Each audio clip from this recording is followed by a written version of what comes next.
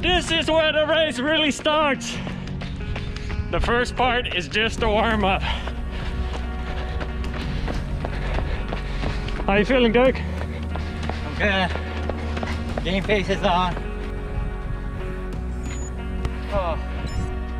Oh, I can't believe it. Welcome to another episode of the Extra Milest Show. My name is Floris Gierman, and let's talk about running today. In particular, how to become a stronger, healthier, and happier runner. And wow, the last few weeks over here and the last few months absolutely has been a wild ride. I think for everyone over here with this whole pandemic situation happening. And I think everyone's running's world has been turned upside down as well. And what I'm truly seeing is two different approaches here. I see some runners who continue to actually train as if race date is happening. And I see some other runners actually adjusting that training, doing more of a base building approach, maybe not that much speed work or no speed work, maybe not that much long running either. But at the other hand, the group that is actually continuing to train as if their race is happening are running all sorts of virtual races or all sorts of different solo adventure runs. And I've seen anything from like a 1 mile, I've seen the 5K, 10K, half marathons, marathons. Recently I've seen people doing even ultras. I've seen the Goggins Challenge, David Goggins. I've seen the Backyard Ultras, and a special shout out actually to one of our Extra Milest listeners. His name is Walter Linegar. He's a 68-year-old runner from Switzerland, and he listens to the Extra Milest podcast, and he actually told us he was going to train for his first 100K run, and he actually just completed that, so mad respect there. Today on the podcast, I'm talking to Duc Tran. He's a 44-year-old runner, actually from my own city over here in Irvine, California. And he comes more from a CrossFit background, CrossFit, triathlon, and then getting into running. And he was always really much into the no pain, no gain mentality. And then he tried to continuously improve his race performances in the half marathon and the marathon. But he kept bonking really hard, and he kept pushing it to an extent that he ended up in the medical tent several times. And then eventually he decided he wanted to try a few different approaches, and he actually reached out to me about low heart rate training. We went for a few runs here because he lives local, and he actually said he truly wanted to run a sub 3 hour marathon. And so he just didn't know how to structure his runs. He didn't know how to go about the base building, how to truly integrate speed work, and also how to pace himself with the right pace and the right heart rate on race day. So I actually talked to him, and he ended up deciding to join the Marathon PR program. And then from there on, he started training, and his training went well, and he was gonna run the Boston Marathon. And then a few weeks beforehand, all of a sudden the marathon got cancelled. And this is when he made the decision to actually continue training, like we talked about, like some of these other athletes. And he actually ended up setting up a self-supported run around the same date as the Boston Marathon. And I have much respect for his effort over there. So since he lives in the same city, I actually decided to join him. So the first 20 miles, I rode my bike right next to him. And the last 10 miles, the last 10Ks, the last 6 miles, I ran with him. And yes, of course, we kept our distance. We had the face mask, and there was like 10 feet or 12 feet in between. But yeah, it was very fascinating to see all of the effort that he put into training and then how things were coming together on race date as well. So today in this episode, he's actually sharing all of the different lessons that he learned, some of the frustrations, some of the challenges, and how actual race day unfolded for him as well. Before I forget, I do want to mention real quick is that recently I added a bunch of different stories from different members in the Marathon PR program. And often I'm asked, like, is this program right for me? And so here I got about 10 or 15 different stories that I recently added to the Marathon PR program page. And it actually gives a background of different runners, different lessons, different things that they are learning and how they are progressing as well. Anyone from in their 20s, 30s, all the way to 50s, 60s, 70s. different genders, different race goals, from finishing a first marathon all the way to running a sub 3 hour, sub 2:45 hour, sub 2:45 marathon right there. So anything in between. So if you want to find out more, check out extramiles.com/marathon. Without further ado, I hope you enjoy my conversation with Duc Tran. Hi, Duc. Happy to have you over here on the Extra Mileage Show to share your story. And I want to congratulate you with running your first sub 3 hour marathon in these very special circumstances last week. First of all, I want to check in. How's your marathon recovery going? It's going well. I mean, actually remarkably well. I mean, usually, first of all, thank you for having me on your show. I'm kind of nervous, but at the same time excited. I usually coming off a race, I can barely walk down the stairs or whatever for at least a week. You can still feel the pain, but I felt it after the run, but it wasn't anything near through, like my past experience. Within a day, I mean, Tuesday, I felt kind of fully recovered. But, I know you text me and say, give it a rest for a week. I said, all right. I gave it a rest. I feel like I can run again for sure. Yeah. Wow. Yeah. So this was basically the day before the actual Boston Marathon. You ended up continuing your training cycle up to the day of that you were going to run Boston 2020. Obviously, the race was canceled, and you decided to still go ahead and run it in a solo way. And I absolutely want to take a deep dive into your training cycle and how the race unfolded, what your strategy was, and your execution. But before we do, I think it will be very helpful for the listener to understand you a little bit more. So your background as an athlete and some of your personal life as well, if you can share a little bit of that, would be great. Yeah, sure. I'm 44, father of two, 8-year-old daughter and a 3-year-old son with a lot of energy. And of course, my better half. I mean, without her, I wouldn't be who I am today. But yeah, I'm a partner in a firm. I kind of, run our own business with fantastic partners. So full-time job. I do have a bit of a history in, um, running. And prior to this, I was doing a lot of triathlons. It's not like I'm new to the sport, but that's a bit of my background.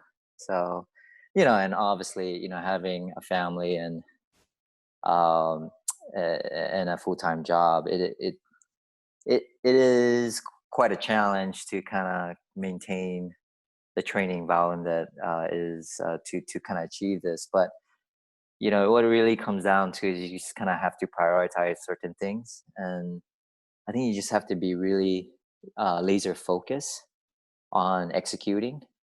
Either do it early in the morning or late at night, whatever you have to kind of do, right? But so it's not perfect for sure, and I get in trouble once in a while here and there, which ask for forgiveness. Um, but all in all, it is definitely a juggling act. But my priorities has always been and will always be, family and work first.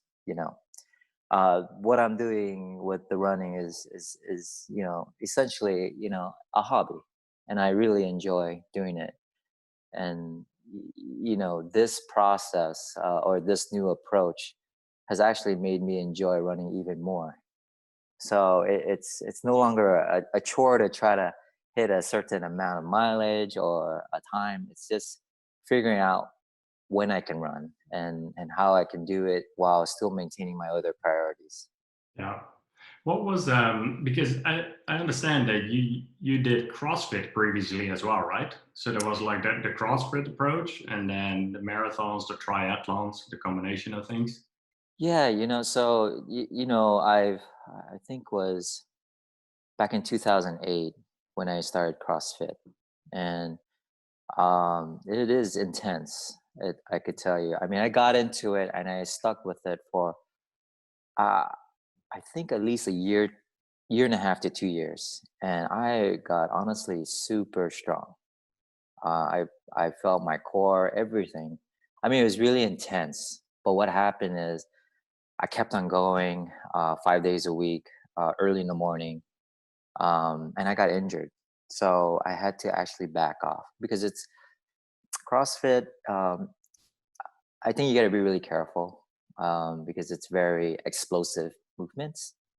But at the same time, I think it's just one of those things where I think I was young at that time and I could handle that impact, but I also grew from it. So that I did have a good, a good amount of time in CrossFit. And then from there, I dabbed into running my first half marathon. And then can't tell you the story, but I was completely broken. I cramped all over the place. And that's when was this? Like what year was this? That Or how was old were you? 2010, a half marathon, Long Beach. So I honestly, I mean, you could ask my friend, but I was holding on to a lamp pole because any movement I would cramp. I mean, literally, my ear was cramping. So it's just, I probably needed somebody to kind of. I remember my friend actually carrying me back to the car. You always So remember that. yeah, Wow. yeah, yeah.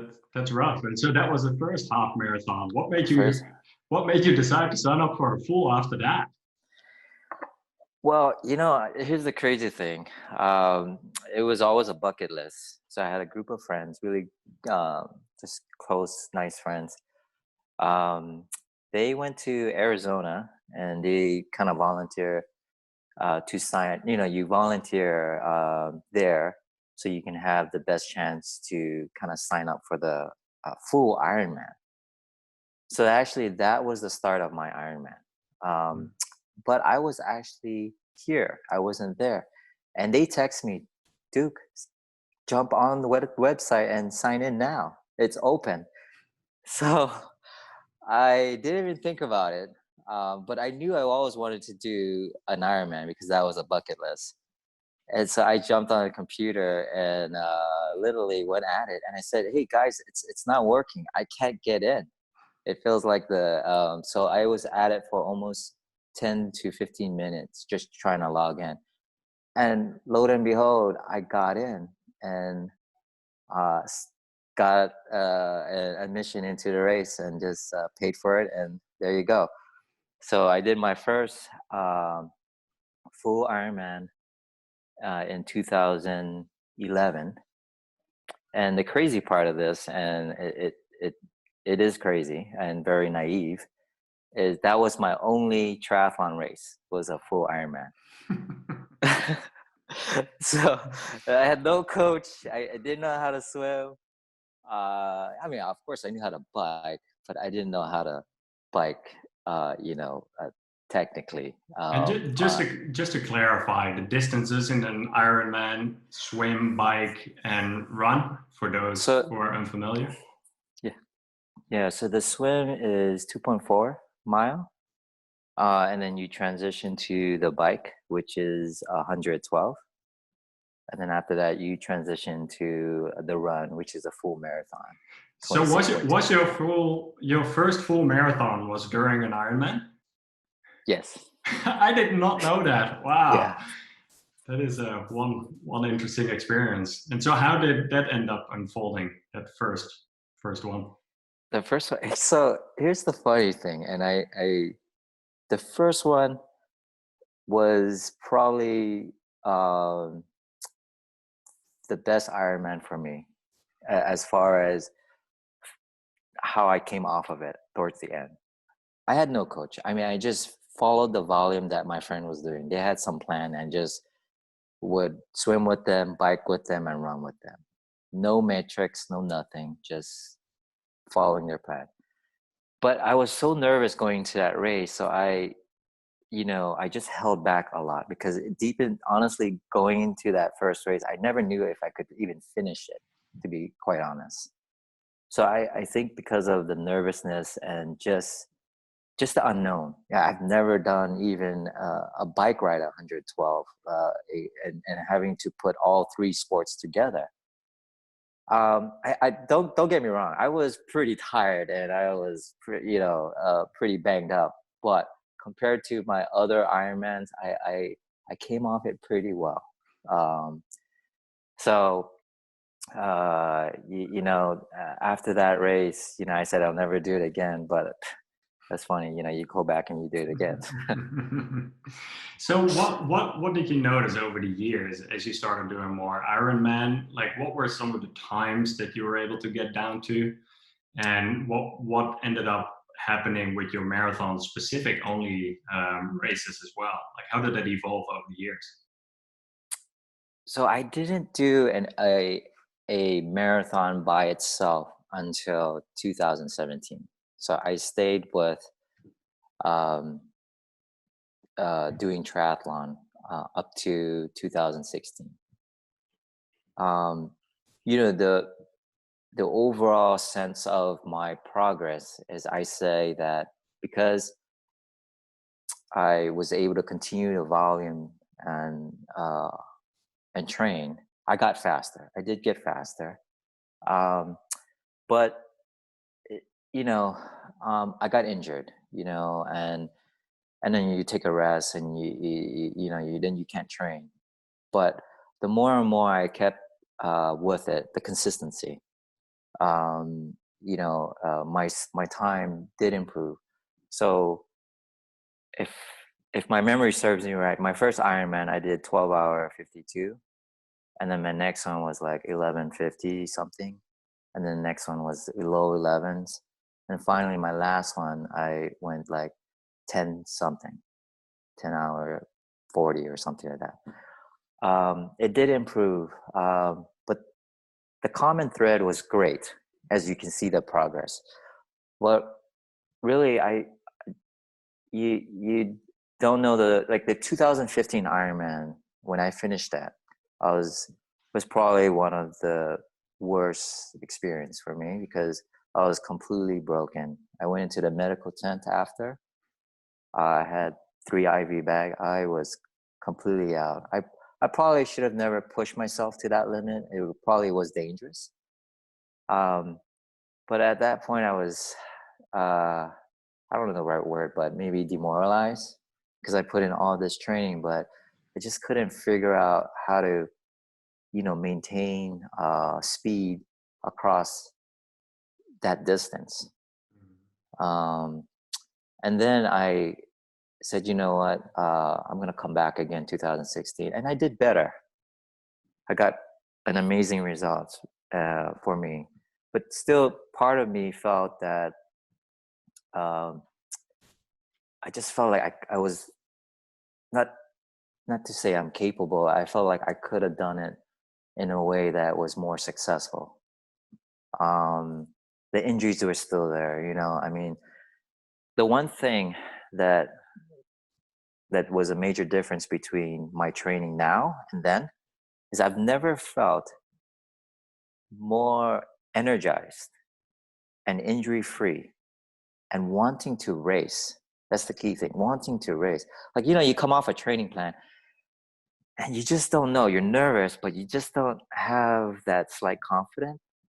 But I'm not trying to be overconfident here, but leading into the marathon I just did with you, I was nervous for sure. There's a lot of uncertainties go through your mind, but back part of me felt really confident, because all the stats during the training, all the results that I got, just felt really it just reinforced everything. It just kind of built my confidence the right way. So I just did things during the training that I felt I think I can go the distance. I just don't know what would happen after mile 20. I remember telling you that. You don't know what will happen after mile 20. That's always the big Yeah, unknown, right? yeah, You could yeah. train up to mile 20 usually and get a bit of an idea what it's like Right. until race day. And yeah. So what were some of these previous marathons for you like? Like you have ran some strong marathon times even before your sub 3 that you just ran. What were some of those experiences like? And I believe you ran Boston as well already. Yes. Yeah, I did. And so after 2016, my last Ironman, I, you know, I think the component for me to kind of like get better, because I always wanted to go back to Ironman and do a better race, but I just felt that my running wasn't strong enough. Even in the last Ironman, I bonked mile 13, and I remember I said, "This is it. I'm going to be walking the whole race." And I remember even my friend kind of just say he was there, kind of like pushing me, but I I kind of reset. And luckily, after eating a lot of bananas and grapes and drinking cokes, I did everything I could. And honestly, it worked. I was able to uh, come back and start running a 9-minute pace and just finish the race. But the marathon that I did finish was like a three. I forgot, like a 3:55 or 3:50. Forgot, something like that. So I did finish the race. So I decided after 2016 that I was gonna. I just wanted to see how fast I can go just running a marathon. And I did train, but I trained based on the Garmin heart rate, like zone 1, zone 2, zone 3, and the zones that are in Garmin is honestly quite different. It's a lot higher than math. But the surprising thing is I did a downhill race up in North Bend, Washington, and I did very well. I think for the time, and I was very happy. I qualified for Boston. I forgot what I ran. I ran like a 3:06 or something. But I remember my friend that I visit there. I was completely broken. Like my legs are cramping up. I had to sit down for a while. It took a while for me to recover. I mean, he literally kind of piggybacked me home to his house. And then, it took at least 2 weeks before my legs felt okay. Seems to be a common theme here between your half marathon in Long Beach, your Ironman there. Now this marathon, your friend having to carry you. Yeah, I think I can suffer for sure. This aside, but um, you'll start to see that I think the sort of evolution in my training. So once I did that, but it did that marathon. I went to Boston, 2018, and that year the weather was just fantastic. 38-degree, raining, a lot of wind.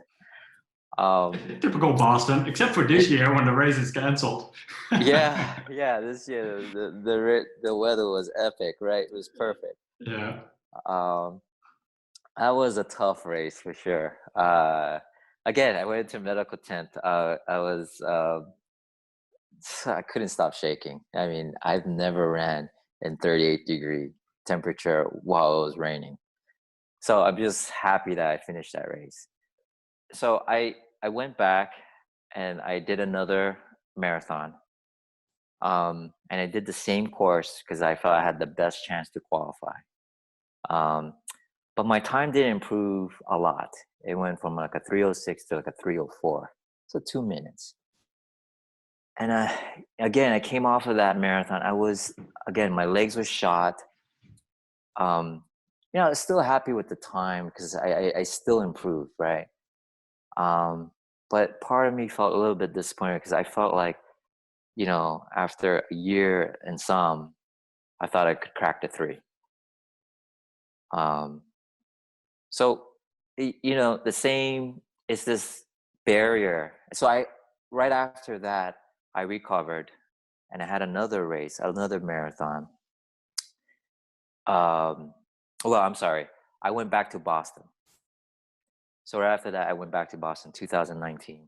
So I did Boston again, and I had, I had a great time. 306, 307 or 306, right there. I remember in 2019 running Boston, right where Heartbreak Hill is, cresting that hill. I cramped up, and I literally had to walk to the side and stretch. And it felt like forever, but I look back at it, it was only like a minute that I stretched. And right at 21, I think you start going downhill. So that, thankfully, it was a downhill. So I started to go downhill, and I was able to finish the race. Again, now being realistic about that race, I I don't think I would have been able to crack the 3 hours, even if I didn't cramp. I just didn't have the fitness. I could feel it. I was, uh, yeah, I just felt it. Even after mile 21, if I didn't cramp or not, I just probably, I would have got another minute or two, but I would not been able to crack the 3 hour that day. Um, so again, I came off of that race. I felt okay. Um, I was limping around with my friend, still not feeling fresh or anything. I mean, you're not supposed to feel fresh, but I'm just saying, like, I was kind of broken. I mean, walking down the stairs, and it was just really difficult. Not like this last race when I did with you. I mean, I ran my fastest race, and really, I think I even told you I could run more miles after that. So what, like, how did you, so your Boston was your last marathon in 306, 307. So that was, No, it wasn't my last marathon. So, um, a friend of mine signed up for another race. oh yeah. Yeah, and it was it's called Mountain to Beach. I said, "Oh, great! I love downhill races. You know, I'll take any advantage." So, um, I thought, like, hey, yeah, maybe, and it was I think 5 weeks later, and honestly, it was the wrong decision to run that race. I don't. I thought my fitness would carry through. It didn't. I did that race. Even I just felt horrible. Even the first 3 miles, I just feel like I was just trying to catch my breath the whole way. And the whole race, I was struggling the whole way. That was my fastest marathon, and I think partly due is because it's downhill, and that was a 3:02 I ran. Mhm. Um, Kind of the same theme again. I was kind of broken after that. So after that, I really I just had to reassess how am I gonna move on with my training. And at that point, I kind of discovered you. I kind of understood um, math a little bit. Um, so I took a break, and I think right around when I started back up, right around the end of summer there. Um, that's when I really kind of took it serious. Like, said, okay, my training cycle is going to start to begin for Boston. Um, and that's where I really did looked into math training, and I kind of stumbled you on YouTube and Strava, and that's when I kind of reached out to you, sent you an email, and then that's where it all started. Yeah. What were those first, like, experiences like with you with math training? Like, all of a sudden you decided to change your training approach around a bit. What was that like, those first runs? It was tough because I thought my low heart rate or zone 2 I was going by, I was basing it off of the Garmin, which, if I remember correctly, it was zone 2 was like 146 and above, which is way high. Uh, if you took the principle of the 180 minus your age per math. So once I realized I had to do that, and the funny thing is I didn't want to accept it because I was running 9 minutes, 9:30s, and it is I don't know, blown to the ego, but it's just something that you're just not used to doing, right? Running slow, that slow. And What were your training paces before that? So even my easy run was 8:30s, but I kind of look back at my easy run. So I typically like to run like 7:30. I felt like that was a good cadence. But just kind of looking back at my heart rate at those time was like in the 150s. So definitely way above math. But I felt good. I could handle 10 miles and whatnot. But now realizing, everything that I've gone through, I might kind of put those miles as junk miles. It's just getting your mindset that really have to change, and you really have to embrace the principle of math. You kind of have to. So for a long time, even in the beginning steps, I didn't start your base training yet. So I kind of, did my own research about math and started to run with it. And I said, wow, this is tough. But then again, I said, I'm looking back to all my races, all my results. I said, I want to improve. So it's just one of those things where you kind of have to grow up and embrace something, and really kind of put aside on everything you think and that's what I did. So when I first talked to you, I did a few things that you kind of told me. I changed my Garmin setup. I made a heart rate alarm. I only focus on time and heart rate when I run.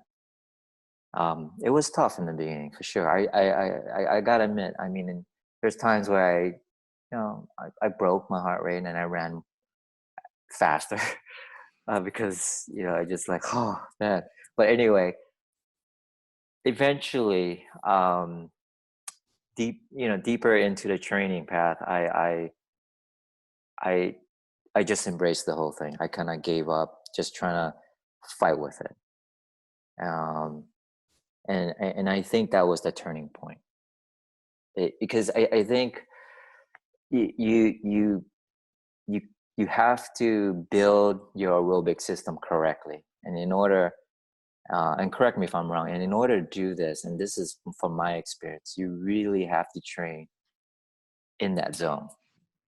And that's when all the magic, all the building happens, when your your fibers, your skeletal structure, your ligaments, everything, your capillaries, that's when it really starts to grow. So that's what I've learned from just kind of listening to your podcast with Dr. Phil Maffetone and others. And people don't realize that once you build your aerobic system correctly, and for you, I think it was 3 months. I think I put a little bit more time into it, maybe 4 months, but it was about roughly 3 months when I got your plan. And I really gave it the honest, call it try, sticking to the low heart rate math approach. Once I felt like, once the aerobic system was built, it can absorb the higher intensity. And then that's when you really start to see the benefits in the training. That's when you start to see you're running faster at the same effort. And that's where obviously every month you do your math tests, right? And it didn't happen until after 3 months of it. So you can see your mind's playing with you, right? And it comes down to that word again, being patient. Um, and for everybody, really being patient is is a key. But not only that, this approach teaches you how to be patient. You think you're patient, but it actually rewrites the word. It gives it a different meaning. And then you start to embrace it, because once you start to get the results, it's such a great feeling. Yeah. Yeah, it is an interesting one how sometimes when you do end up like lowering the intensity of your runs, especially during that base building period, that you are able to handle a higher training volume, which still stresses the body in some extent, but at least it taxes it less and you're able to handle more volume that way. And then indeed, once eventually you're able to handle a solid amount of training, you've gradually built into that. And then when the body is ready, you start integrating some of that speed work. That's when a lot of magic can happen, indeed. And Yeah. it was fascinating to see also your progress over time, because I've seen some of your math tests, and maybe you can share some of the data from that, because that would be interesting to hear too. Yeah. So, after close to 3 months of base training, I did my, well, that was 2 months. I did my first math test, was actually on the track with you. And my math heart rate is at 141. And I think I average an 830, uh, somewhere around there. Um, and I honestly, deep inside of me, I felt like, oh man, it's a little slow. I thought I would get a better test. So anyway, the remarkable thing is, like, only 3 months later, I did my last math test, and this is already getting into the marathon specific training for sub three. Where, um, it, it went down to over a minute at 141.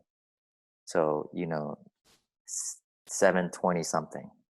I mean, my best mile is probably like a 716 or something like that. I don't remember, but I was like blown away. I mean, I'm running at the same effort, but a minute faster. Um, How did that feel? Like some of those miles where you're running at that rather lower intensity, still relative faster pace towards your goal marathon pace. it felt very comfortable, almost to a point where I could feel like I could just keep on running for a very long time. Um, you know, Never at a point that any math run that I've done in the training, like towards the deeper part of the training plan, that I felt tired. I mean, I could literally run every day. Yeah. You had speed work on Wednesdays, and that was actually the harder effort. Usually, your Sundays are more for testing the tempo long runs, but on your Wednesday, they were more speed specific. So, I think it's a misnomer to think that math is like all about running slow. I think the one thing I did learn, is, yes, the base training is super critical. You kind of have to nail that, and if you don't do the base training correct, it's almost a disservice to the entire approach, because you're not getting your aerobic system built correctly. But once you build it correctly, and your body is learning how to tap into, not the immediate energy, the glucose, right? But more your body fat. You start to be more efficient at your running. Uh, I mean, it's that's why I think what I had to wait almost 3 months to see any gain, and then once the gains start to it came really fast. Yeah, in 3 months, from my first math test to my fifth math test, um, I I got faster in more than a minute. And honestly, that fifth math, I was just blown away. I was so like paid off. Yeah. And I do see it quite frequently actually, that some people like plateau or even regress for a bit first before they start progressing. And it's challenging to like continue to run at a lower intensity if you're not sure if it's going to work or not. If you're not sure is this the right approach, and like there's a lot of people who think that way, and some people might be able to continue training that way, and other people might throw in the towel. And like at some point, I think, especially when you're running that much slower than what you used to, or even when you have to go from running down to walking or walk breaks or any of those kind of things, this is why I do think the questions come up as well. Is this right? Is this the right heart rate to be training at? Is this the right formula? The short answer to that, honestly, yes, it is the right approach, and especially for me, after years and years of running, um, I know that I got a fast marathon, for me, a fast marathon result, but I literally could not go past that. Um, and I've never felt more injury free and healthier as a runner. And then running now is solely different. Like I don't really care about pace anymore. I mean, it's a pure enjoyment just to run, because I think uh, the bigger benefit of math training for me, it's not just getting faster, but there's a bigger benefit here. And honestly, just from diving into a little bit deeper and listening to Dr. Maffetone yourself and just all the teachings around it on a more scientific level, you become a healthier athlete. I did a test towards the end of your it's one of the tougher tempo runs uh, in your sub 3 plan, and it's, man, I ran the pace turned out to be where I ran a 1:30 half marathon. But here's the remarkable thing: zero water, zero nutrition, and I wasn't even feeling hungry after the run. Like as if usually at that pace, and I remember running at that pace for a race, I needed like popping goose left and right, drinking water. I mean, I was just like, wow. Yeah. Yeah. Let's take a deep dive into the actual race day. And like, so actually let's transition, because all of a sudden this entire pandemic happened and you were training for Boston, yet all of a sudden Boston was canceled. What went through your mind? Like, how did you adjust your training? And did you know right away you wanted to still run some kind of self-supported race? Or was this more of a, like, let's continue the training? How was your mindset towards that? I gave it a lot of thought, and obviously we never knew that, around December, even in February, if the race was going to be canceled. And I was already deep into my training. And, I'm one of those, so my mindset has always been, you have one life to live, right? And of course, you're not trying to take unnecessary or risky risks. You're trying to be safe at the same time. And I think I have been very, responsible through this whole pandemic, and just this really sad situation that we're in. But I know when you asked me if I wanted to do a self-supported race, just to run it myself and see what would be the result after my training, I wasn't sure yet. Yeah, to be quite honest. And But then I gave it a lot of thought and I said, you know what, I'm going to do this. I'm not getting any younger and I've already put in all this hard work. So, you know, I think it was 3 weeks to race day is when I made that decision. So I kept at my training. And luckily, I was able to find areas where I could run where there's really no people and run uninterrupted. And that I think that was key. In your training, I think a lot of people don't realize you have to run uninterrupted. You can't stop. And when you do that, that's when you really start to understand your body. So, early in the training, the thing that I didn't do right was I stopped, right? And you get to rest, your heart rate kind of reset. But the key is actually you have to run continuously without stopping. So then you can see if you're going to have heart rate drifting and all these other things, right? And where your body responds to in the deeper miles.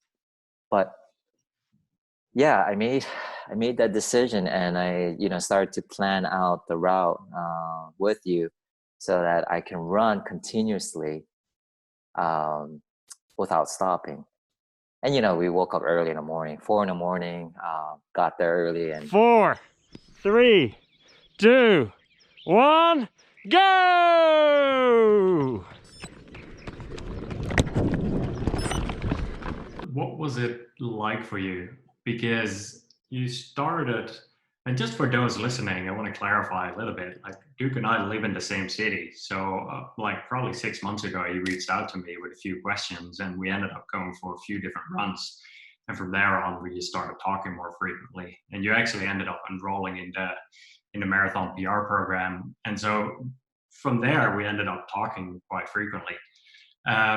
And so it worked out really well that you actually lived in the same city, Yeah. and that way we were able to talk a little bit of, all right, what are you thinking for the day itself? But guide us through, like, what was your route and what did you go into it pacing wise, and how did the race day unfold for you? Prior to race, just eating right, getting plenty of rest. Usually, like the night of, you don't really sleep well, and for me, I really don't sleep well. I obviously get nervous. So slept very well Friday night. Saturday, it was what is. I think I got like 3 hours sleep, right? So, um, very simple. My nutrition is very simple. I try to keep it as simple as possible. I had oatmeal and bananas, and that's it. One goo about an hour before, so it gets into the system. And then the whole race strategy was to, at the first 18 miles or 20 miles, to manage my heart rate and my pace, and then see where I land. Right. I mean, the goal is always to keep a pace that I could break 3. We put a little buffer in there about, you know, 5 to 10 seconds, but I also ran by feel a little bit. So where the areas I could take advantage of going a little bit faster down the hill, I did, but I still watch my heart rate. So the range of my heart rate was, where I wanted to start it off was 150 to roughly 162. Because doing my training, I kind of kept those ranges as my barometer. I think I did okay up to around mile 18-ish, and then 18 to 20. I don't know what happened to my heart rate. My heart rate started to go a little wacky. It shot up to like 240. So I think the battery went out or something. It was like, oh, my heart rate. Yeah. 240, you'll be back in that medical tent again. Yeah. So I was like, oh no, what's going on? So I looked at you and then you said something very calming. And you said, Duke, at this point, honestly, heart rate is out the window. What you kind of need to focus on was just holding to your pace, running as relaxed as possible and holding form. So that's what I did. 20 miles in. 20. Woo! Only 6 miles to go. You know, I was in my mind the whole time. I was like, oh, how am I gonna feel up to mile 20? And then mile 20 came around. I'm just like, man, I feel fantastic. And I just kept on running. And mile 22, okay, it's gonna hit mile 22. It's gonna hit. So mile 22, it didn't hit. How are the energy levels? Good. Yeah. Yeah. Mile- I'm just playing it safe. Yeah. Or today is just to break 3 hours. Nothing more. Just. I mean, yeah. But I wanna, that's the biggest goal. And it came around to like mile 24. I said, hey, Floris, I'm gonna pick up the pace. So, and I kind of picked up the pace after that. And not, I think I could have gone harder. I had a lot more in the tank, but but the first goal for this, really amazing target was just to break 3 hours. You man, Floris. You got it, man. Woo! Oh my God. Oh. Oh. Oh, I can't believe it. I did it, bud. I would have never been able to do this without you. I mean, seriously. Thank you, Floris. Man, this is after 3 strong years of running, 4 marathon, and finally I broke the 3. High five, social distance. He's the best social distance supporter. He really is. You did all the heavy lifting. Yeah, I have to. So I only ended up running the last 6 miles with Duc, and honestly, I was like struggling, especially when he picked up the pace at the end. I couldn't believe he was able to pick up the pace still. The last mile, man, I had a hard time hanging on. Look, I'm still walking.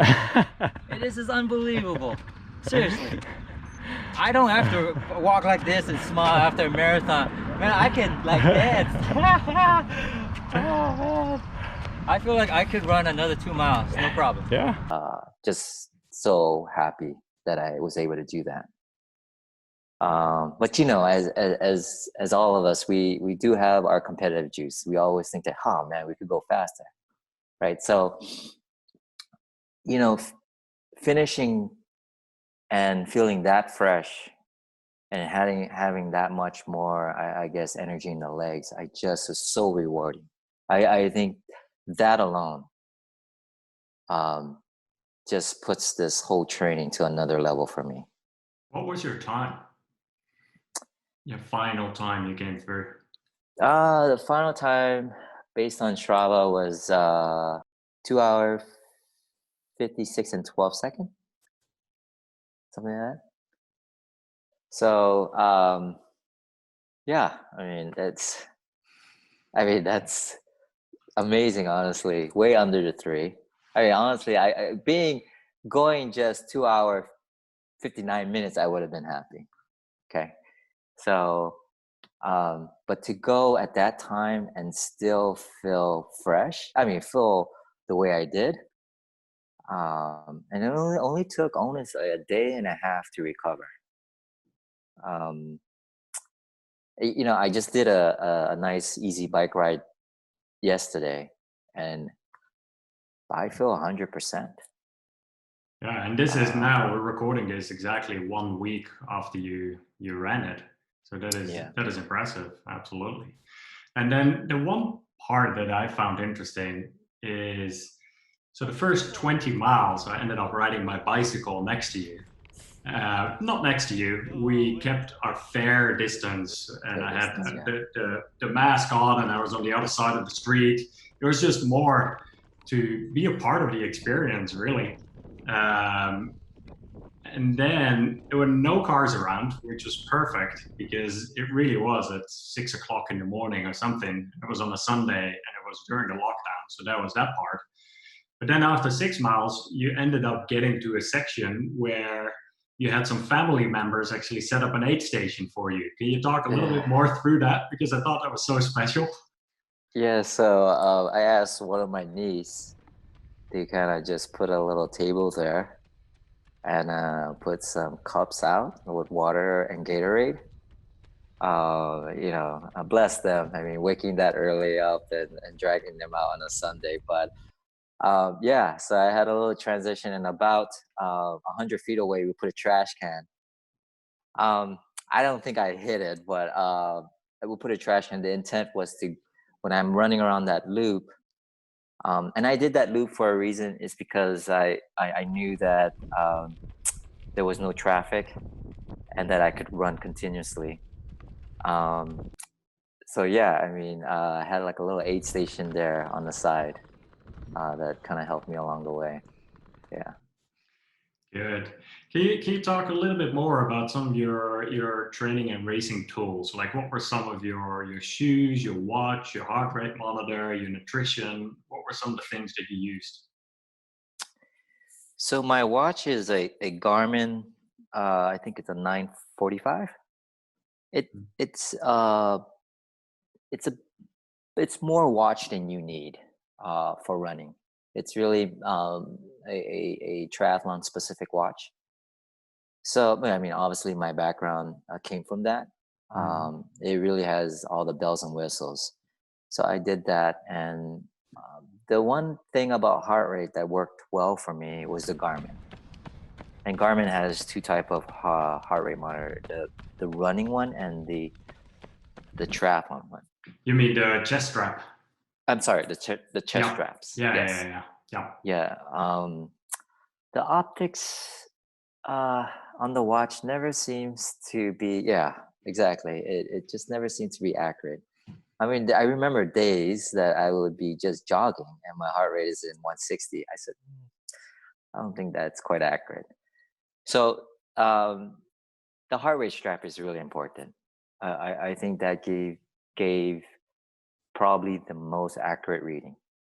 I mean, there are times that, I mean, obviously, I wish it didn't happen because I really wanted to see my heart rate at the deeper miles, but it ran out of battery, so that's why it shot up to 240. Um, for running shoes was interesting.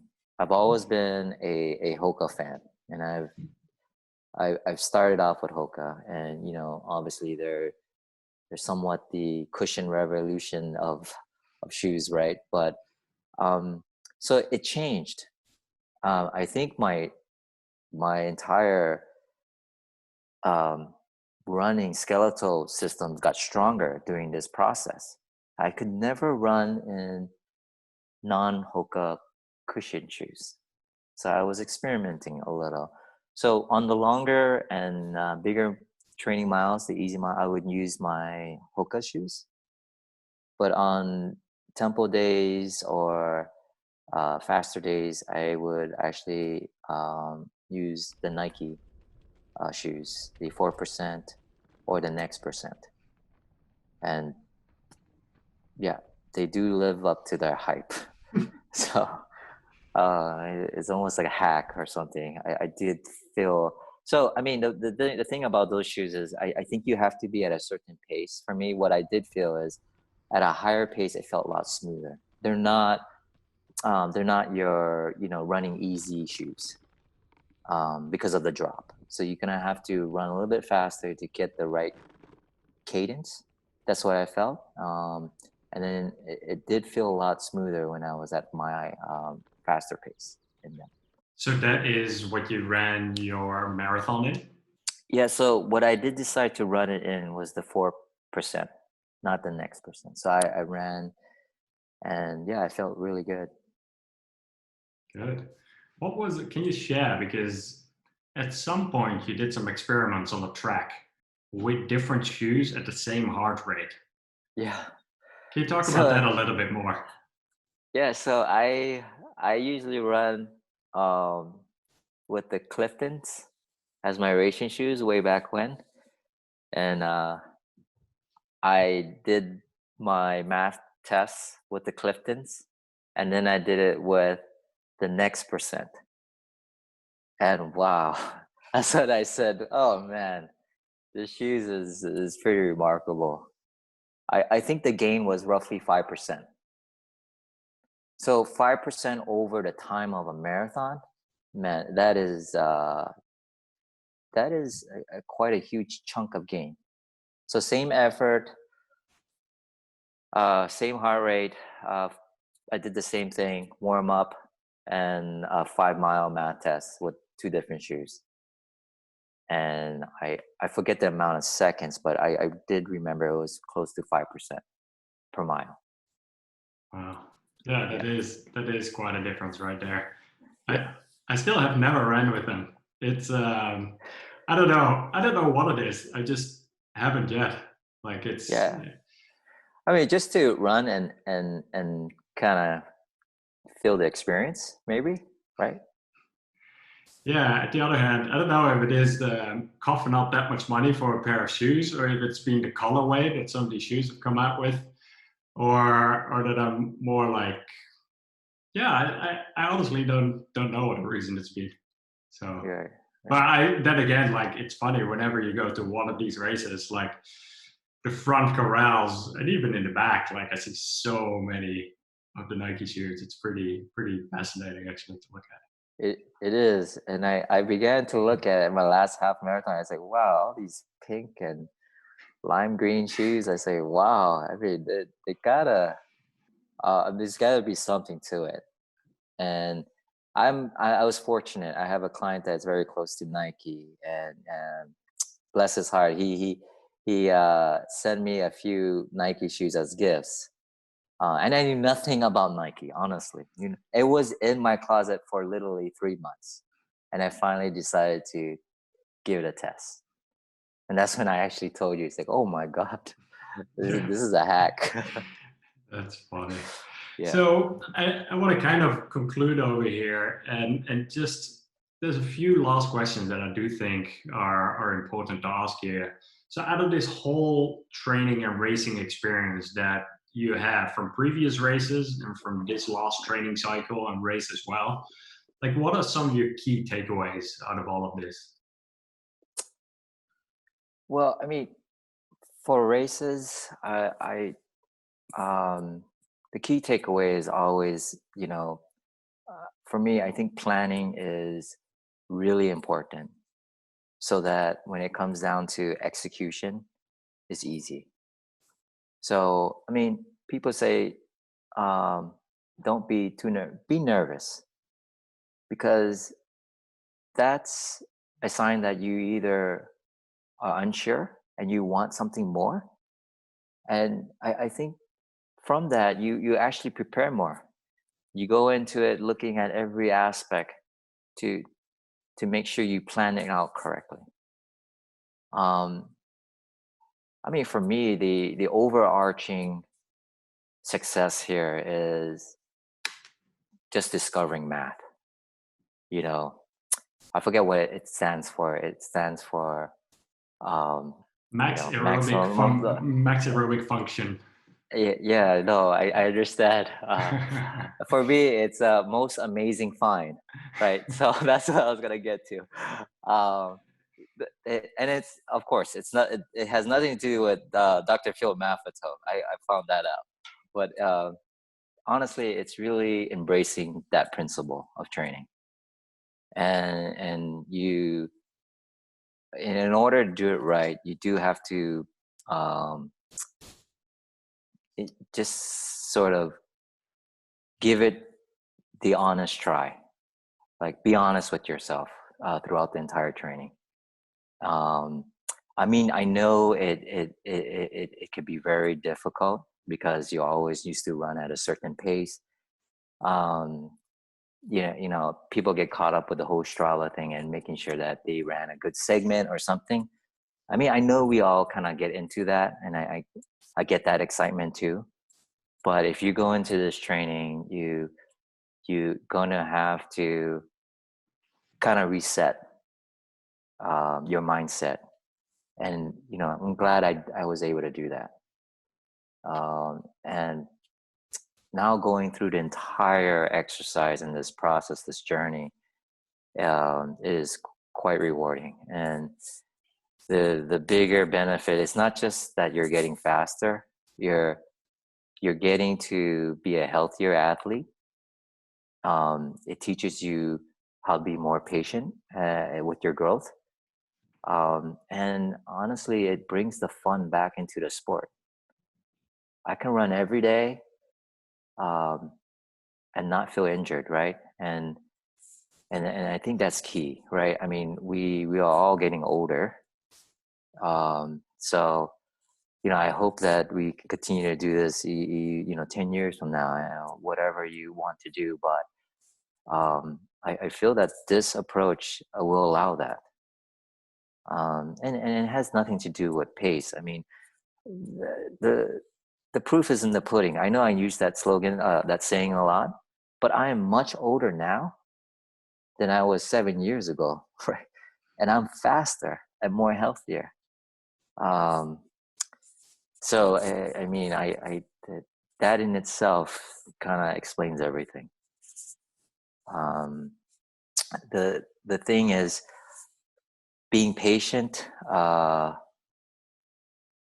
being consistent, and also being a good listener. Because everybody's different. Everybody's math, I believe everybody's math process will be different. We're not all built the same, but you have to kind of be a good listener, because it's not going to be perfect. You are going to maybe endure some injuries. Who knows? Some are born with genetics that luckily they're just talented and they have this amazing genetics, but some are not. But with that combination, I think you will be able to find the right results with this approach. Well said. When you look back at your training cycle, there was one part that I found worth mentioning here, because all of a sudden, like, you were doing certain training volume and you were feeling really good and you were feeling so confident that you decided, let's see how the body feels when I run more than 100 miles in 1 week. Yeah. What happened there, and how did that turn out for you? Yeah, I know. Well, I was hoping that you didn't bring that up, but yes. Of course I gotta bring that up. Yeah. I did take a right turn on the training plan there.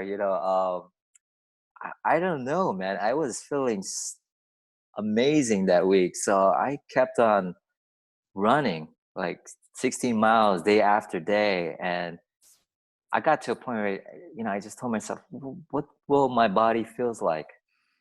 Because I've never hit 100 miles, and it's not like I was looking at my training plan. It's like, the next week is because your training plan is based on time and heart effort, heart rate. We really don't look at distance, so I really didn't look at distance. But at that week, I just felt so good, and I finished off like I think 103 miles, and that last run was actually a tempo run with you up in the hills. That felt fantastic, but I had to reset myself after that, and really follow the plan after that. And I think it went back down to like 60 or 70 miles, but yeah.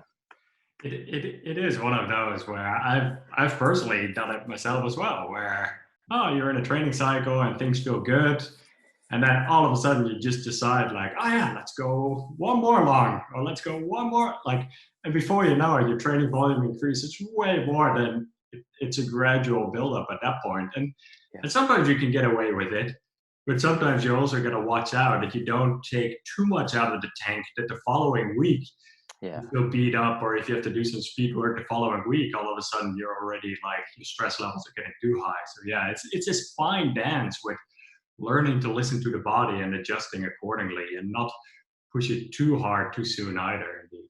So I think I got lucky there, that I didn't come off it getting injured or anything. And obviously You know, I had somebody remind me of that.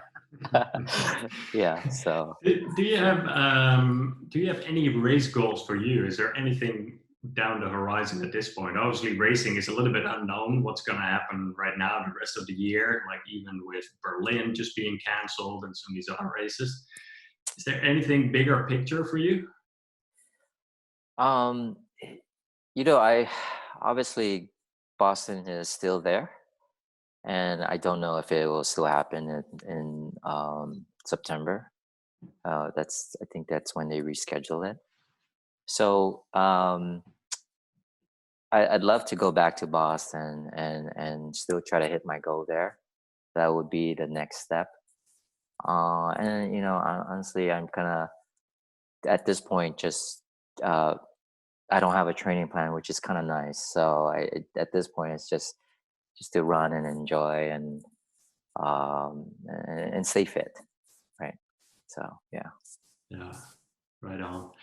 Do you have any closing thoughts, any recommendations for other athletes looking to improve their endurance performance?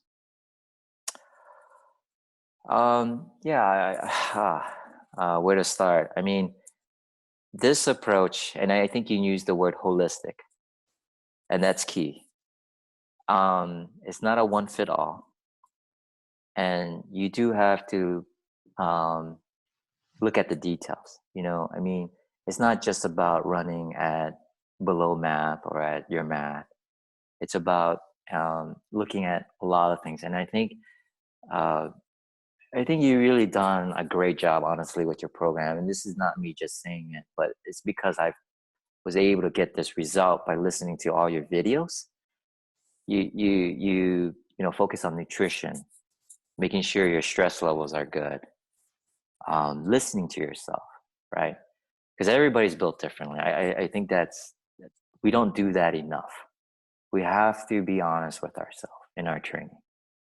We have to know when to back off. We have to know when to do certain things to maintain a healthy body, whatever it may be. Stretching, running core exercise, um, the proper nutrition, sleeping. Again, I think you touched a lot on sleeping, and was I didn't take that seriously enough.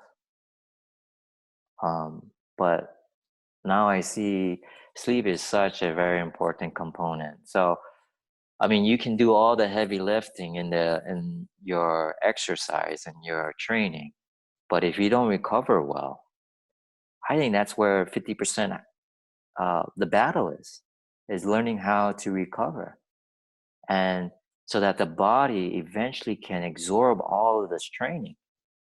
I mean, you can go out hard all the time, and your body's not absorbing this training; it will turn into injuries, and that actually will set you back even further. So for me, I just erased everything I knew, followed the base training, and then got into the marathon specific training. And then from there, try to be as a good listener to the process.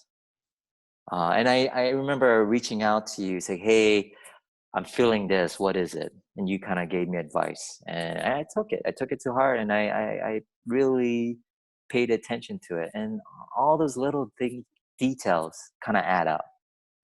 It's not one thing, it's all of it, I think, to be really successful.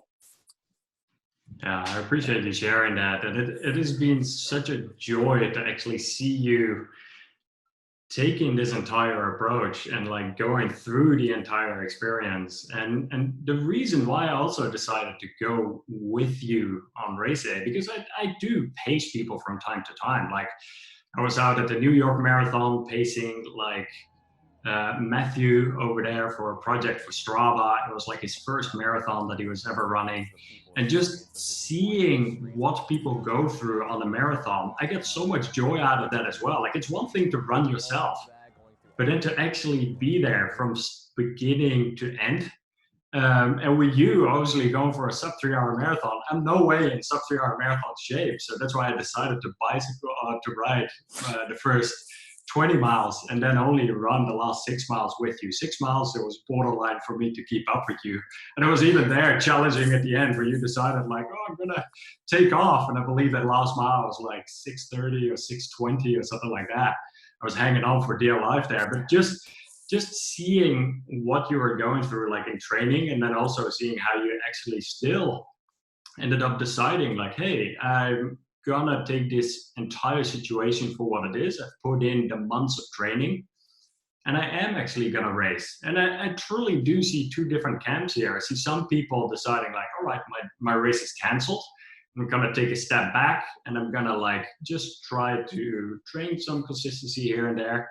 And I also see other people actually like, all right, I'm gonna continue training. And there's no one size fits all, what's good, what's right. Like I respect each and every side of this, and just seeing how you still ended up being able to train consistently, even though there's all these other things going on with the situation, with the home front, with the business, with all of these different things, still be able to train consistently, keep the mind calm, and then going out on race day and executing.